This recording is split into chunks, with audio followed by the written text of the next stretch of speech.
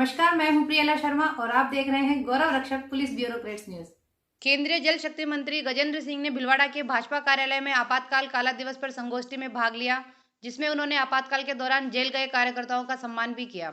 संगोष्ठी में सांसद सुभाष बहेड़िया, विधायक विठल शंकर अवस्थी, जब्बर सिंह साखला, गोपाल लाल खंडेलवाल, गोपीचंद मीणा, भाजपा जिला अध्यक्ष लादूलाल तेली और पूर्व मुख्य सचेतक कालूलाल गुर्जर भी मौजूद रहे।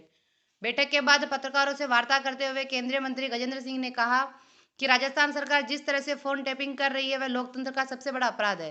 मैंने इसलिए कहा कि ये जो घबराहट है, ये जो बौखलाहट है, ये जो खिसियाट और जो खींच है, महेश जोशी और आदरणीय डोटासरा साहब के शब्दों में दिखाई दे रही है, ये बेवजह नहीं है।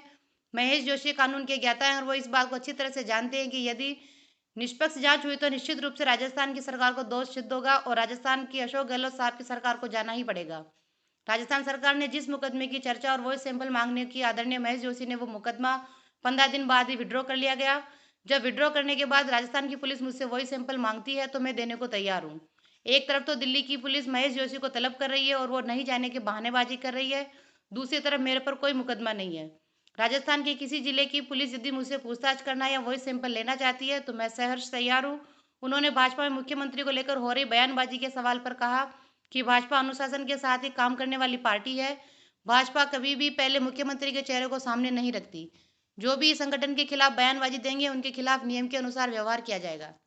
भीलवाड़ा से हमारे संवाददाता गोविंद पाएक की रिपोर्ट। राजस्थान की सरकार जिस तरह से अघोषित रूप से, अवैधानिक रूप से, वैधानिक रूप से वैधानिक शक्तियों का दुरुपयोग करते हुए लोगों का टेलीफोन टैप कर रही है, मुझे लगता है कि लोकतंत्र में इससे बड़ा अपराध नहीं हो सकता।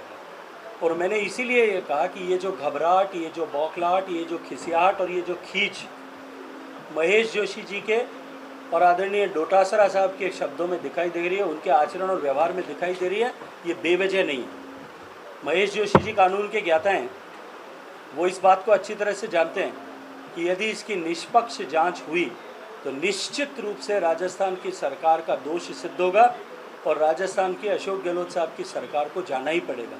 मैं तो राजस्थान पुलिस को भी देने को तैयार हूँ।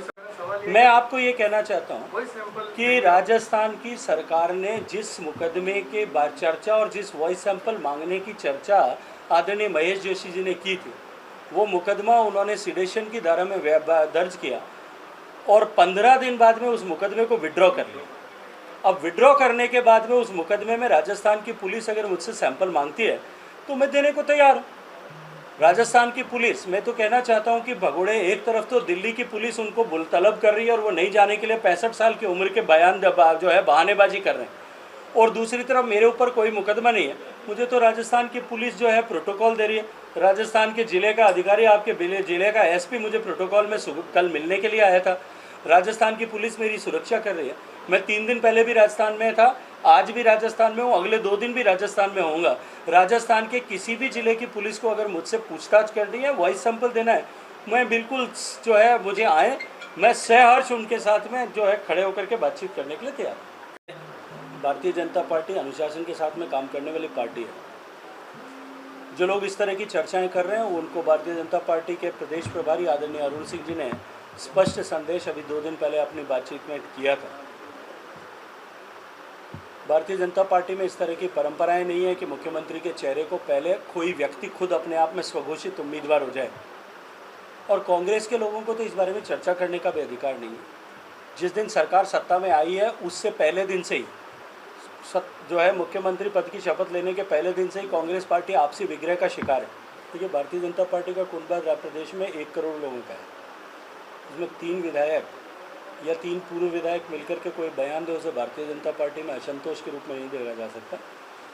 और जो लोग भी इस तरह की अनर्गल बयानबाजी करते हैं या कर रहे हैं, उन सबको भारतीय जनता पार्टी में संवैधानिक व्यवस्था है, उस व्यवस्था के अनुरूप उन सब से निश्चित रूप से उनके साथ में व्यवहार किया जाएगा। इसमें सनद रहे, इसमें किसी तरह की किसी को भी कोई गलतफहमी रखने की आवश्यकता ही नहीं।